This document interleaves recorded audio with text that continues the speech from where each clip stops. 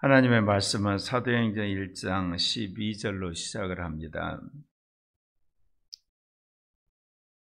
우리가 성경 말씀을 해석하는 데 있어서 과거나 현재나 미래나 영원토록 불변할 말씀으로 그대로 믿고 적용해야 될 말씀이 있다고 그랬죠. 그리고 두 번째가 뭐냐? 성경 말씀을 이제 적용을 해야 되는데 원리만 적용해야 될 것이 있고요. 마지막은요, 그냥 역사적 사실로만 기억해야 될 그런 것들이 있습니다. 워낙 문화적인 여러 가지 정황이 안 맞기 때문에 우리가 그거를 적용할 수 없는 그런 이게 성경에 그런 문구들이 있다는 거죠. 그렇기 때문에 성경을 읽으실 때 어제나 오늘이나 미래나 영원토록 변함없는 말씀을 중심으로 여러분이 먼저 마음에 와닿고 그거를 믿고 적용하는 것.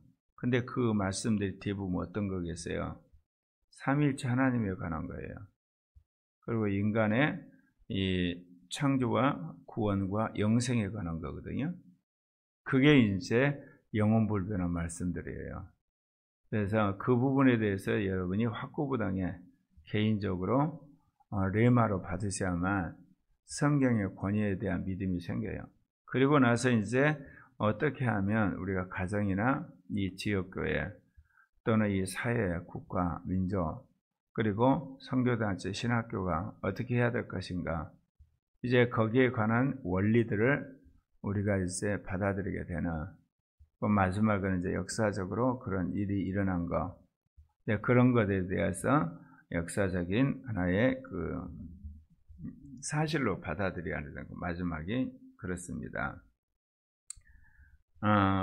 오늘 우리 말씀을 읽다 보면 예수님께서 이제 승천하셔서 올라간 연후에 제자들이 예수님 명령대로 감람원이라는 산으로부터 예루살렘에 이제 들어가서 그 예루살렘에서 그들이 모여서 이제 기도를 하게 되는데, 오늘 말씀에 보면 이렇습니다.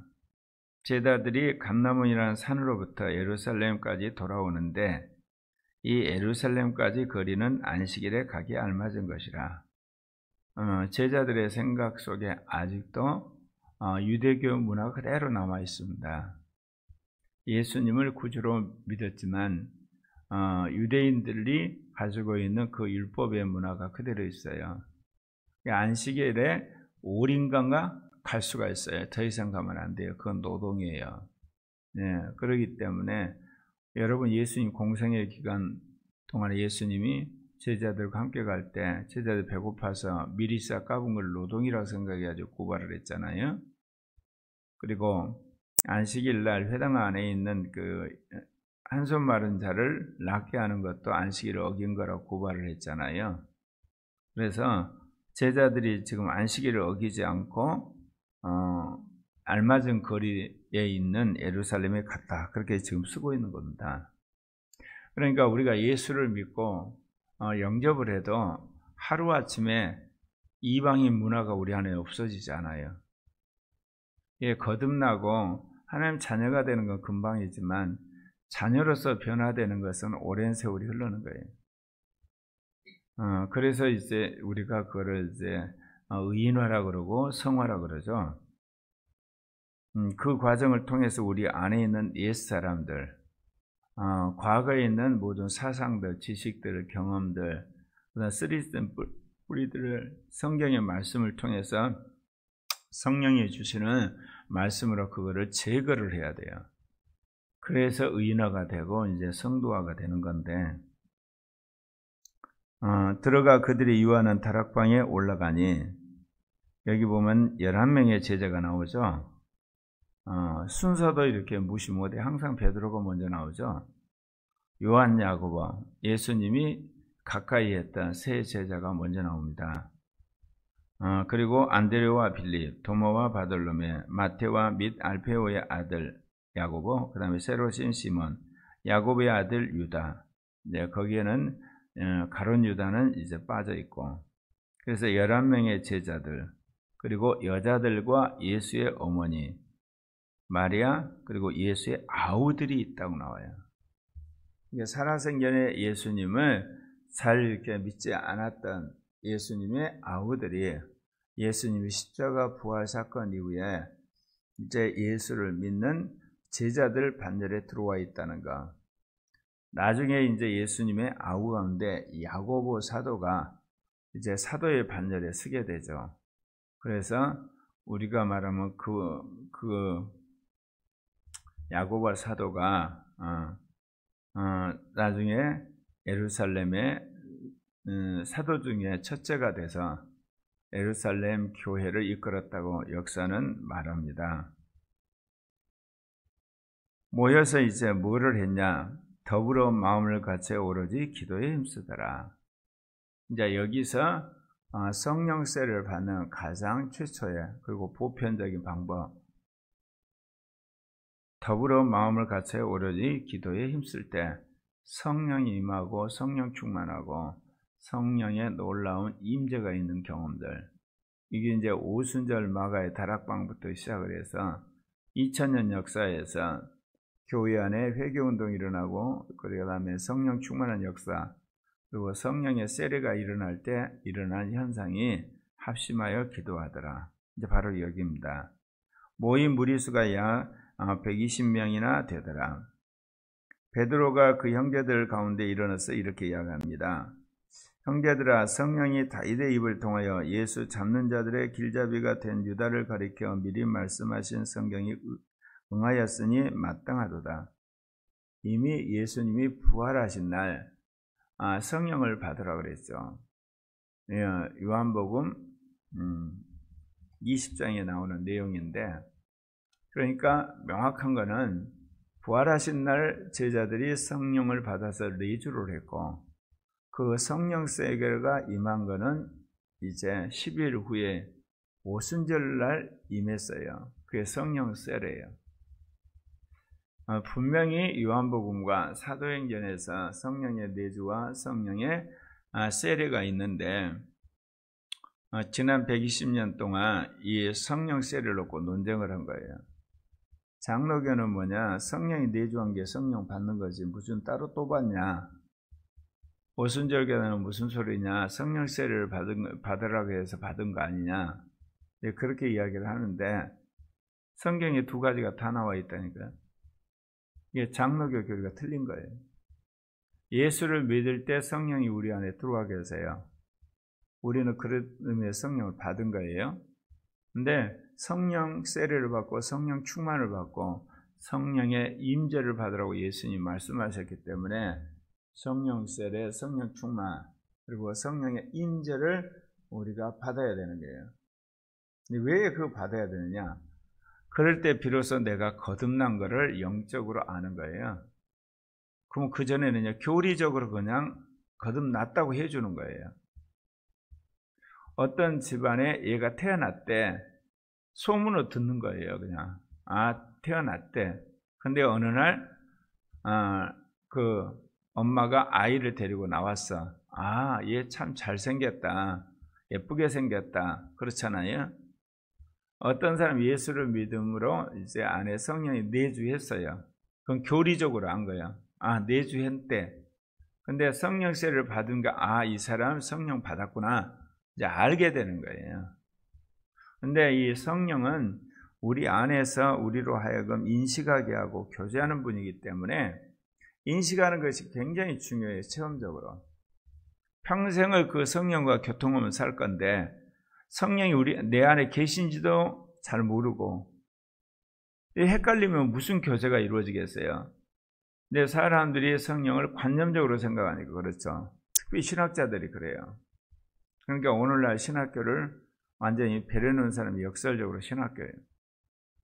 국가 기독교 시대는 국가가 알아서 기독교에 대적하는 색들을 다 형사처벌하고 탄압을 하고 왕따를 시켜가지고 고사를 시키니까 기독교가 상대적으로 안전하게 종교활동뿐만 아니라 이 정치나 경제, 사회활동에 영향을 끼쳤는데, 오늘날은 탈기독교 사회,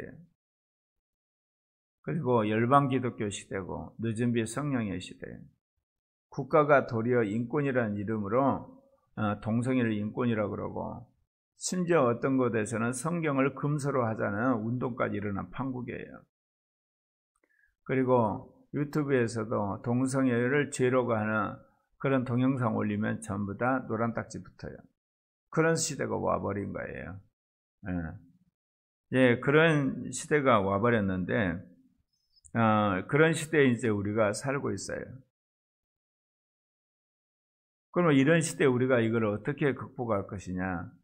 그것은 성령을 받아야만 사람들이 성경이 하나님의 말씀이라는 것을 믿게 되고, 그 믿음 안에서 온갖 세상의 미혹과 잘못된 사상과 이념을 이길 수 있는 믿음이 생기는 거죠. 네. 그래서 이미 성령이 내주에 계시는데 그 성령이 안에서 역사하고 있었던 거예요. 베드로 사도에게.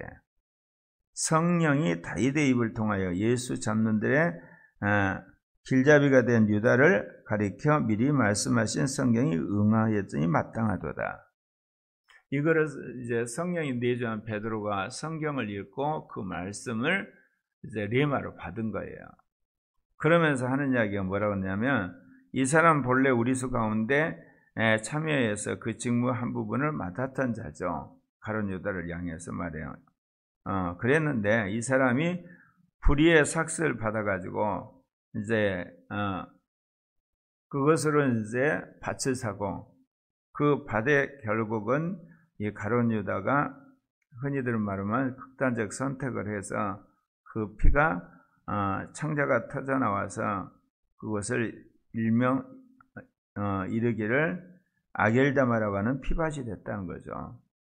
그러니까 이제 가룟 유다는 자기 갈 곳으로 갔으니까 한 사람을 이제 우리가 추천해야 된다. 왜 그러냐면 성경에 있는 말처럼 시편에 기록하였을 때 그의 거처를 황폐하게 하시며 거기 거하는 자가 없게 하소서. 아겔다마 피바데는 아무도 거처하지 않게 해라는 거죠.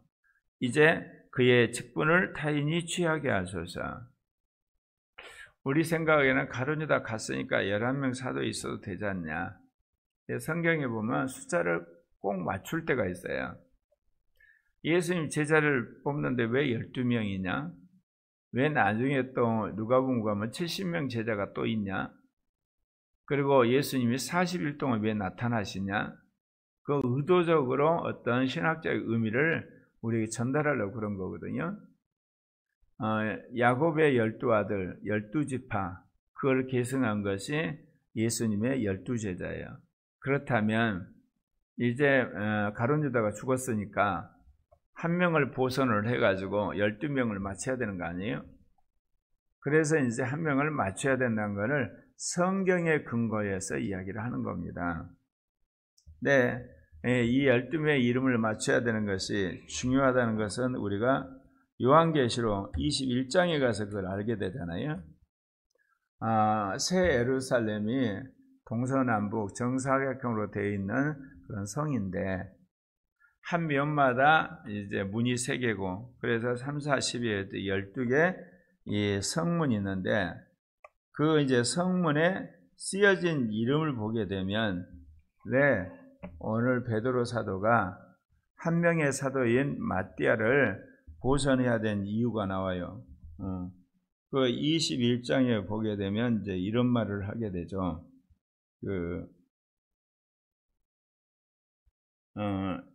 요한계시록 21장 12절 크고 높은 성곽이 있고 12문이 있는데 문에 12천사가 있고 그 문들 위에 이름을 썼으니 이스라엘 자손 12지파의 이름이라. 그러니까 문 위에는 12지파의 그 이름이 있고요.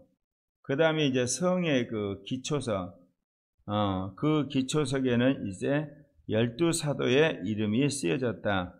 그렇게 이야기를 하고 있는 겁니다. 그러니까 문 위에는 12지파 족장의 이름, 그 다음에 그 문 아래 기초석 있자 들어가는데 그때는 12사도의 이름. 그래서 21장 14절에 그 성의 성곽에는 12기초석이 있고 그 위에는 어린 양의 12사도의 12 이름이 있더라. 이게 12기초석 위에, 그러니까 거기에 마띠아가 들어간 거예요. 그래서 우리가 성경에 보게 되면 반드시 이루어지는 예언이 있어요.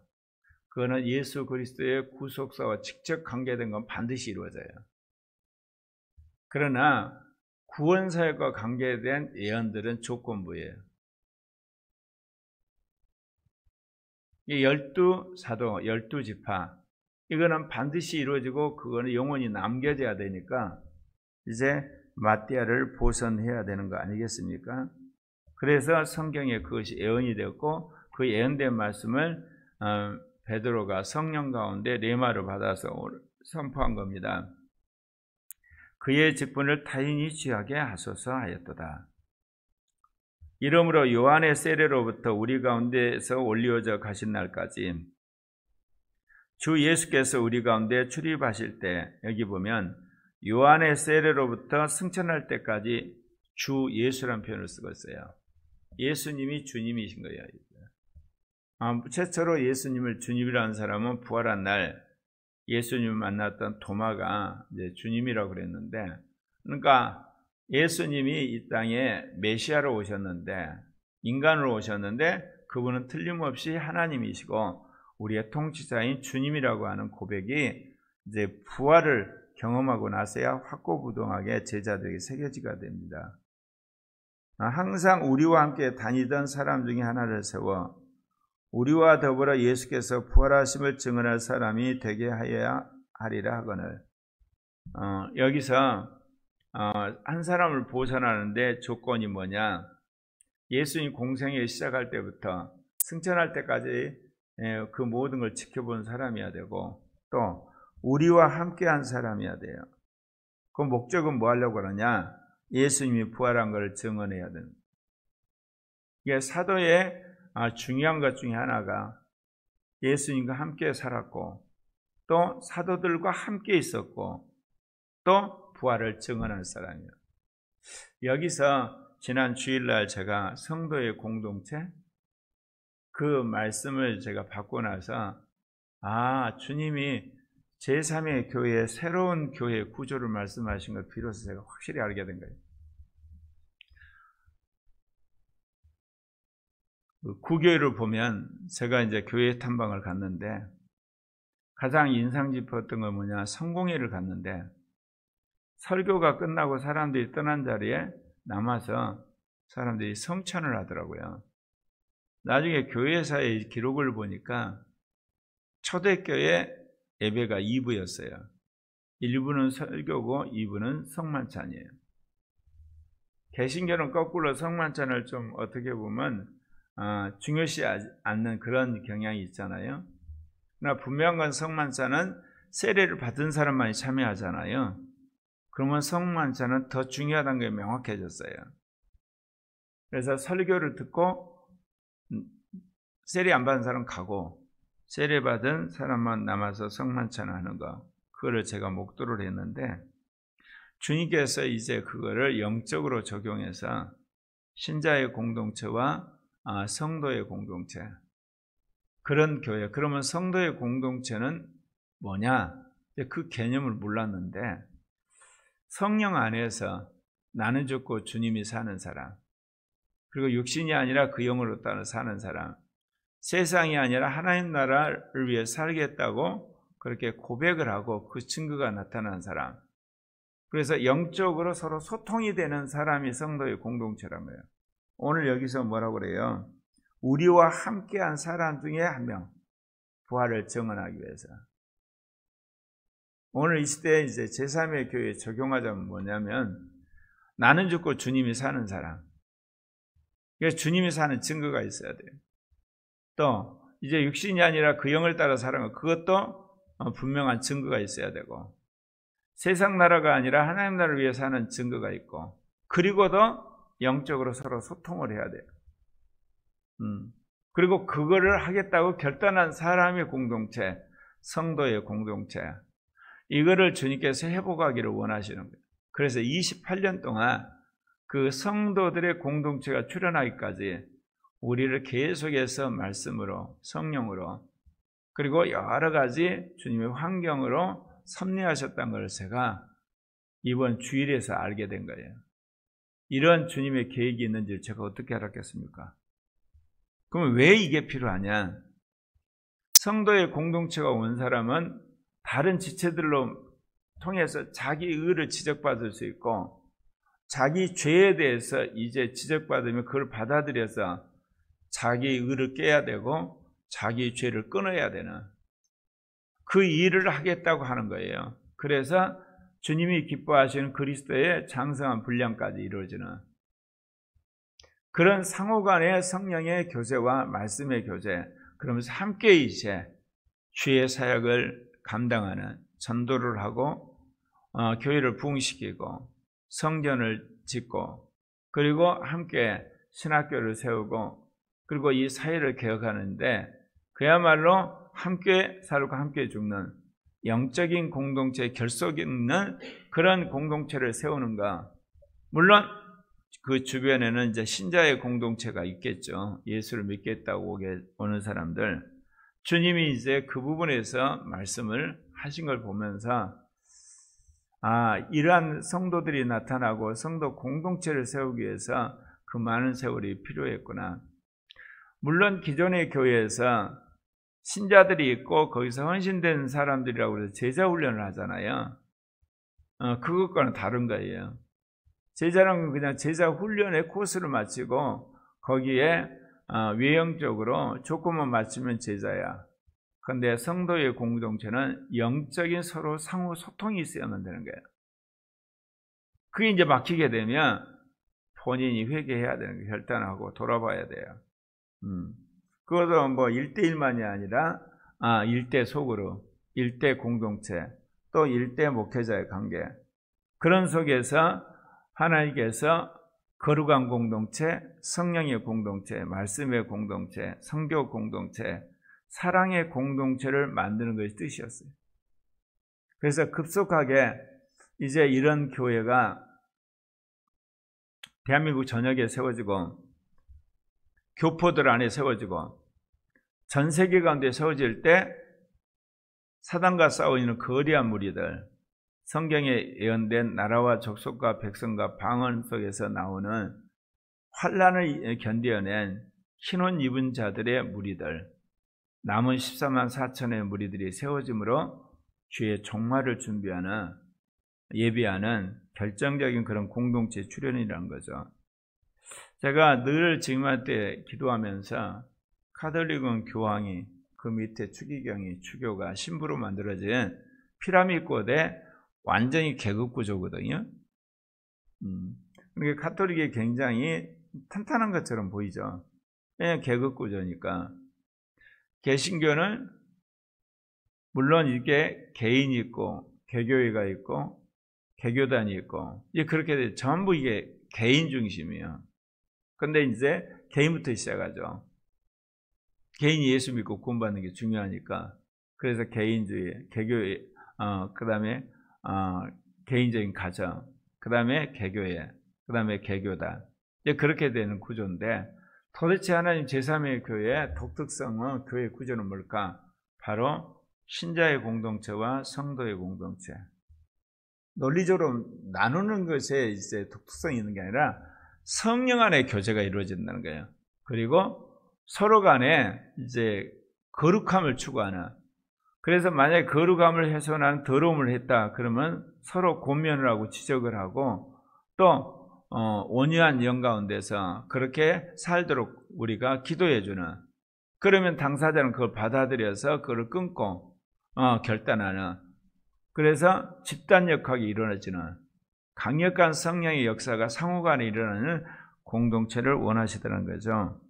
그래서 오늘 이제 마띠아를 이제 결국 뽑게 되는데, 말씀드린 것처럼 세 가지. 예수님이 공생의 시작에서 마지막 승천하실 때까지 그걸 목격한 사람, 그리고 우리들과 함께 했던 사람, 그리고 예수님의 부활을 증언할 자. 그를 마띠아로 뽑았다는 거죠. 그 사람들 중에서. 여기 보면 두 사람을 내세우니 하나는 바사바라 하고 유스도라고 별명을 가진 요셉이었고 또 한 사람은 마띠아였는데 제비를 뽑아서 한 사람을 보선을 하게 됩니다.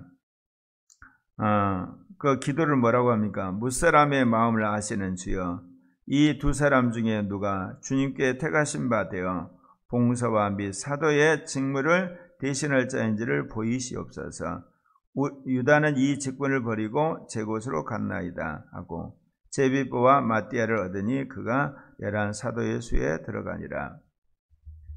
물론 지난 2000년 교회사에서 개인적으로 사도들의 말씀을 듣고 또는 이 감독들의 말을 듣고 목사들의 말을 듣고 이 14만 4천의 거룩한 무리 가운데 들어간 사람들이 이제 세워졌고 지금도 세워지고 있죠.